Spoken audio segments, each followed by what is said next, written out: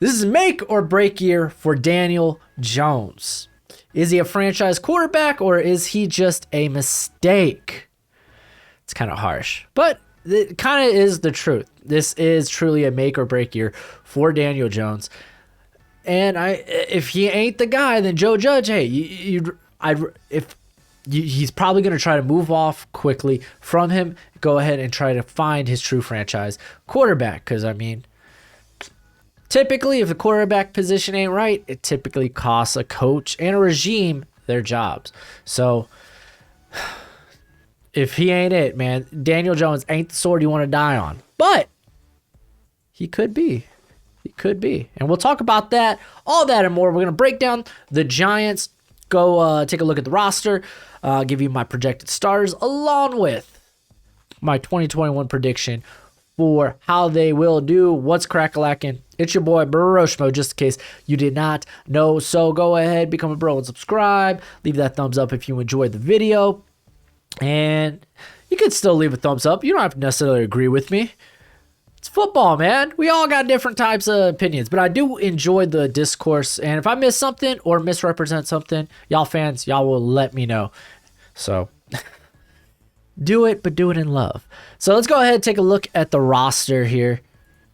We're going to start with the offense. To be fair, I think Jason Garrett's a big problem when it comes to Daniel Jones. I mean, Jason Garrett is... I don't think his style of offense or the offense he wants to run really gels with what Daniel Jones does well. And we saw he was one of the better deep downfield passers last year. And this offense just isn't designed to do that. Like, Garrett Jones is more of a quick pass, downhill type of Russian offense. That's kind of thing. But with the addition of Kenny Golladay, I really believe that they will move more towards, all right, let's take advantage of this big arm that Daniel Jones has. And it's not like exactly he is the most accurate short yardage or intermediate in the intermediate of the field. So, yeah, take advantage of that. And I think they will, because Darius Slayton, he's a nice vertical threat. Kenny Golladay, though, I thought that was a great pickup. And then I found the addition of a Kadarius Toney very interesting, because not to say he isn't a deep threat, he definitely can be, but I mean, kind of what you like, what his main trait, his biggest trait was what he can do after the catch. So you kind of expect him to be a guy you use on screens, guy you get to the ball or you get the ball fast to, which kind of gels with what Jason Garrett likes to do anyway. So I thought that was interesting. They still have Sterling Shepard. He's kind of that intermediate short yardage possession type of guy. But they also added John Ross, Dante Pettis, both deep threats. One of them might only make the roster. They could also, like, they bring in a few interesting guys. Like Austin Mack might be the most. He might be a guy that makes the roster, because it sounds like John Ross, he hasn't really been able to or he didn't really participate in mini camp, but we'll learn more during training camp. But I think they got a good receiving core and one that can be beneficial to Daniel Jones. I really like. I think they're going to incorporate a lot of play action, and with a healthy Saquon, and hopefully with the line being much better. I think that's probably, yeah, Daniel Jones. Yeah, that's kind of a glaring issue. Is he the franchise quarterback? But more so, I think the offensive line is definitely the weakest part of this offense. Like, Andrew Thomas started to come into his own late in the season. So like I expect Andrew Thomas to look much better like this season. I definitely think they got themselves a quality left tackle. It just took some time for him to get used to athleticism at the NFL level. When he was typically beat by these quicker, speedier pass rushers. On the other side, it's probably going to be Matt Pert. Nate Soldier, I don't even know if he makes the roster. Like, I think he costs him a lot of dead money. I'm not too sure what his contract currently looks like. So, I mean, he's a regret they have. I'll say that. But Pert was a guy that they drafted out of Connecticut. I was pretty high on him. I'm looking forward to seeing him in a bigger sample size this season. But it's the interior that's probably you worry about most. You got Willie Hernandez moving to the right side. So that right side, huge question mark. Will Matt Peart look good? Will Willie Henderson, or Hernandez, why do I keep saying Henderson? Hernandez, him moving to the right side, will that be good for him? Because like he showed some promise his rookie season, but it's been kind of up and down. He's dealt with injuries. How will we look on the right side? I think he'll be fine. I think it might work out. There should be some optimism to be had because you have seen good play from him before.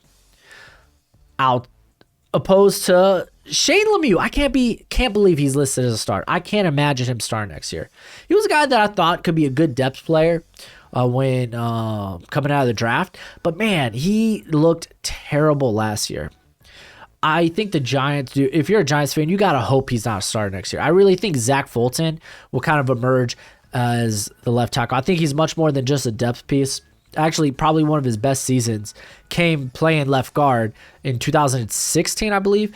They're in Kansas City, so I think he wins that job. Even Kyle Murphy is a guy that he hasn't, I think, seen actually any significant playing time, but word is he's a guy that the Giants are pretty high on. So maybe even giving him a shot is a bit interesting because he's kind of this tackle guard hybrid. And then Nick Gates is a guy that actually has tremendous versatility. He's played right tackle. He's played all on the right side and then center. So he's a guy that you could really use in a versatile way. But obviously you need someone to play center. And I think he did a quality job at that last season. So like Saquon, I do think the offensive line will look better next year. It's all Shane Lemieux ain't in the starting lineup. But I don't know. It'll be interesting. They bring in Devontae Booker to kind of take off some of the heat from Saquon. I mean, I think we're going to see Saquon basically be used as a bell cow, both in the receiving and the running game. Like Booker's okay. They also got Gary Brightwell, but he's more of just a power back. Elijah Penny's their fullback. So if they're keeping another guy, probably Corey Clement, who's he's probably the most experienced there. Raquel Anderson, just a guy that hasn't really seen the field a ton since his rookie year. But the offense, I think there's reason to be optimistic. It's really it's gonna be hedged on how Daniel Jones develops and how that offensive line holds up. I think Kadarius Toney will have a healthy role in the offense, but I really think they're going to opt for Sterling Shepard to come and play most of those slot snaps, and maybe they kind of scheme stuff for Toney, at least early on, because it's not like he's the best route runner, you know? Like, he has the ability to be a very good route runner, it's just he needs a little more fine-tuning in that aspect. I think Dante Pettis might end up being another guy that they bring in the lineup to be a deep threat. I don't know, like John Ross, again, health is a huge concern with him. They have Kelvin Benjamin on the roster. I'm sure he's probably playing tight end, which I haven't really mentioned any of the tight ends. They bring in Kyle Rudolph because Evan Ingram's a terrible blocking tight end. That's just what it is. He's undersized. He's more of a receiving threat, and he's dealt with drops last season. I still think Evan Ingram does have some upside to him. He does. But it will be really utilized more so as a receiving tight end. That's really when you only want him on the field. Kyle Rudolph, not a lot of receiving. He's more of a red zone guy, but at least he brings that blocking element. Caden Smith's a good depth guy. So we might see a lot of two tight end sets, actually. Like, I wouldn't mind that. I'd be open to that. That'd be kind of cool. So I'm very intrigued with how this offense will look next year. Let's take a look at the defense, because I think the defense is going to take a big step up. Big. Especially how they played during the second half of the season with Patrick Graham kind of like fine-tune it. I like this.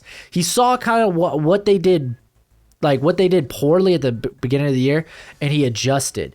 Because you would think James Bradbury, a very good man corner. They played a lot of zone, a lot of cover 3 last year. They played the majority of the time they were playing with 6 defensive backs. They blitzed a whole lot less during the second half of the season. I think the defense was actually much better during the second half of the season. So I don't think we'll necessarily. I think we'll see a lot of, like, especially how they drafted. I think we're going to see a lot of 6-back sets because that secondary is really good. Like, how are you going to keep maybe a Logan Ryan, a Jabril Peppers, a Xavier McKinney off the field? They even have Julian Love there. Like, dude, their slot position, that's going to be one heck of a camp battle between Darnay Holmes, Aaron Robinson, and Julian Love. Like, I think Darnay Holmes probably has the inside track. Wouldn't surprise me if Julian Love, like, because he's very versatile. They could play him in the box. They could play him in the slot.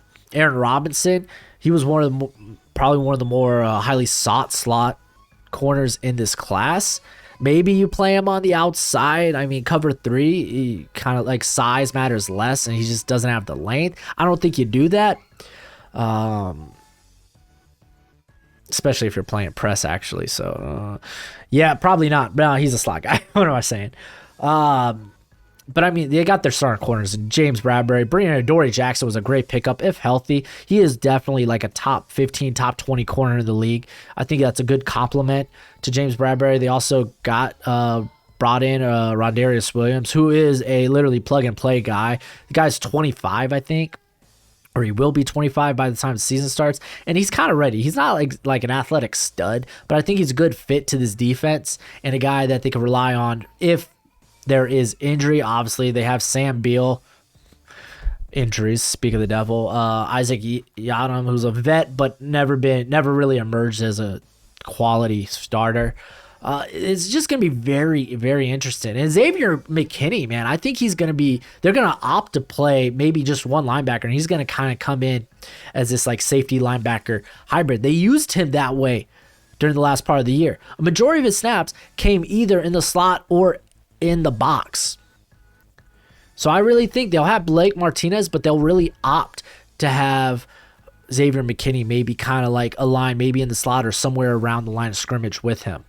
Because last year their second leading linebacker in snaps was Tate Crowder. He wasn't that good. They brought in Reggie Ragland. They got Cam Brown, who's kind of a athletic freak, but he hasn't. We don't really know how far he's developed.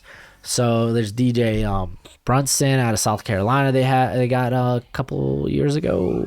He was a rookie last year, but yeah, I really think we'll probably see 4-man fronts. I think we're gonna see maybe this 3-4 defense really mimic a 4-man front. They're gonna have these 2-edge, especially with the Dalvin Tomlinson not being on the roster. They'll probably opt to, like, we'll see plenty of Danny Shelton and Austin Johnson, but I think they'll opt to rather have like Leonard Williams kind of be this guy you could put at the 5 tech or even right over the tackle. Dexter Lawrence kind of be in the middle there, and then maybe they have like Azeez Ojulari, Lorenzo Carter.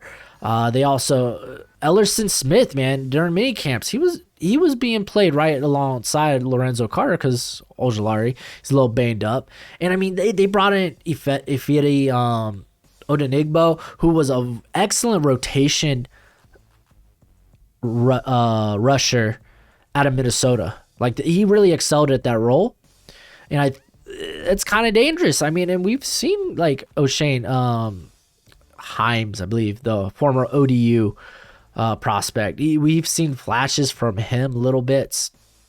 And I mean, I think BJ. We're gonna see a lot of BJ Hill this year too, especially if they do opt. Maybe they go with like Leonard Williams. Maybe they put him over the tackle. And they put Lawrence and Hill in the middle there, and then have like an Azeez or a Carter or maybe an Odenigbo really rush the like come out and like line up outside of the tackle and rush the passer. Like I think we're not going to see a lot of blitzes, but we're gonna see a variety of different fronts from this squad. I'm very, very happy. This defense kind of like I'm excited. The question is, will they be able to get that pass rush? I mean, that's why they brought in Ogunigbo. That's why they brought in Ojolari. That's why they brought in Ellerson Smith. Shoot, they brought in Raymond Johnson as well. I don't know if he ends up even making the roster though. Maybe the practice squad. Carter Coughlin has been used mainly as an edge when on the field. It'll be very interesting. Like this defense, I'm very intrigued by it.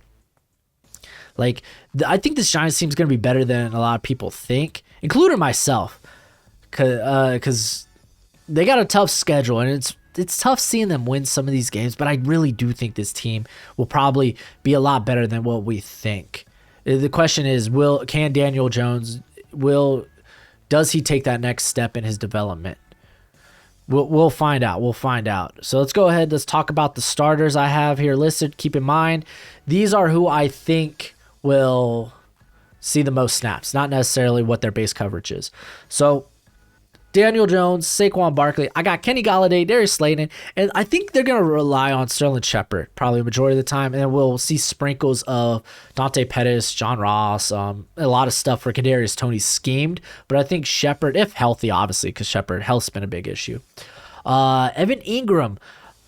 I mean, the dude's still a very quality receiving threat, so I still think he will end up being the starter, but it'll be interesting to see how Kyle Rudolph eats into his snaps. I got Andrew Thomas. I got Zach Fulton. I'm telling you, Giants fans, beg that Shane Lemieux. Like you might be like, oh man, maybe he develops, maybe he progresses. Dude, last year I know he was a rookie, but it was so bad. Like it was like Mason Cole rookie year bad. Lloyd Cushenberry bad. When you're that bad off your rookie year, it's like, yeah, you know what? We didn't invest a lot in you. We could probably move on.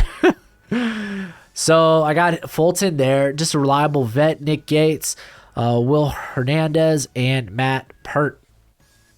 Then going to the defense, like I said, I really think we're going to see, just based on how last season went, majority of the time they opted for 6 defensive backs. So those guys saw a lot of snaps.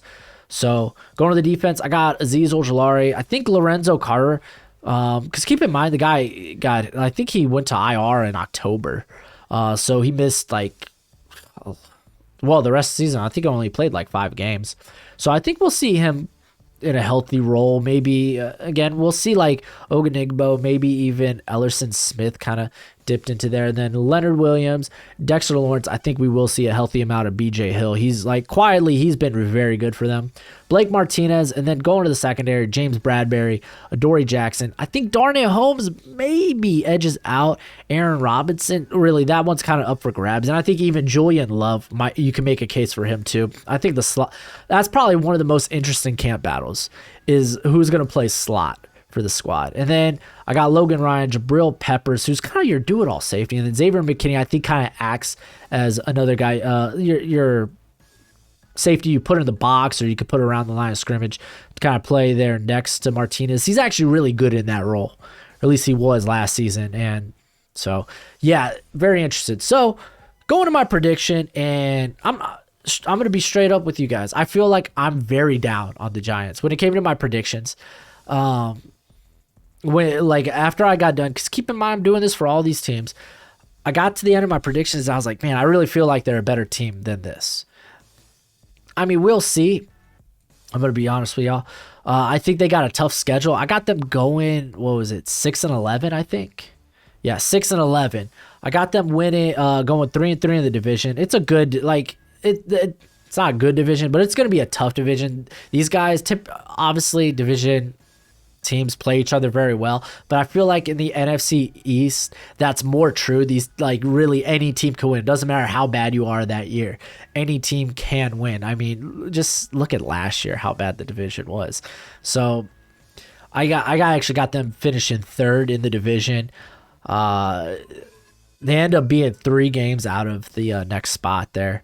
So they're still healthily not a contender, but at least in my predictions. I mean, look, they got to face the Dolphins, Kansas City Chiefs. I think the Dolphins will be a good team. They were a 10-win team. Keep in mind last year. That's not an easy win.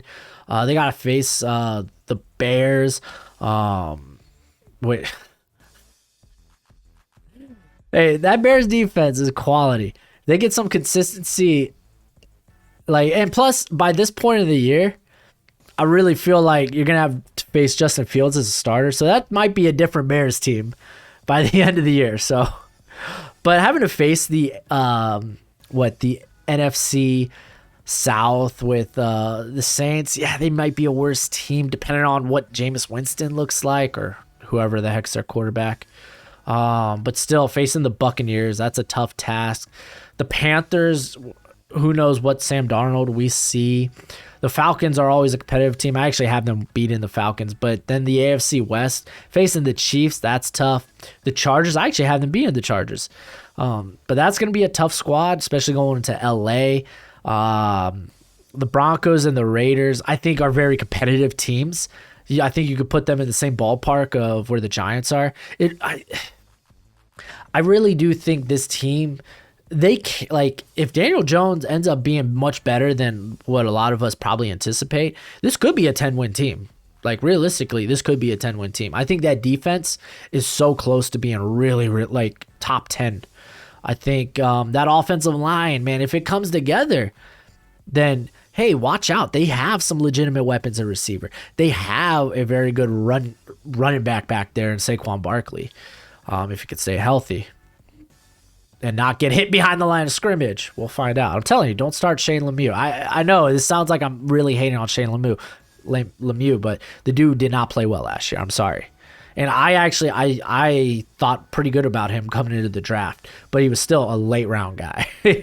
So, but I'm going to be interested in, let me know what you think in the comment section below, how you feel about the Giants. I'm sure a lot of Giants fans, they're going to feel a lot better about their team than I do, which I don't blame you. Like I said, I think this team could realistically be a 10-win team. And hey, like I said, if you think I got anything wrong, if you don't think that squad's going to be playing like a majority of the time 6 defensive backs, you crazy. Because their secondary is pretty darn good, especially when you got guys like Peppers and McKinney that can play in the box. Yo, watch out. But yeah, let me know, obviously, in the comment section below. That's it for the video. Go ahead and do that YouTube thing. And as always, until next time, you be easy, my friends. Later.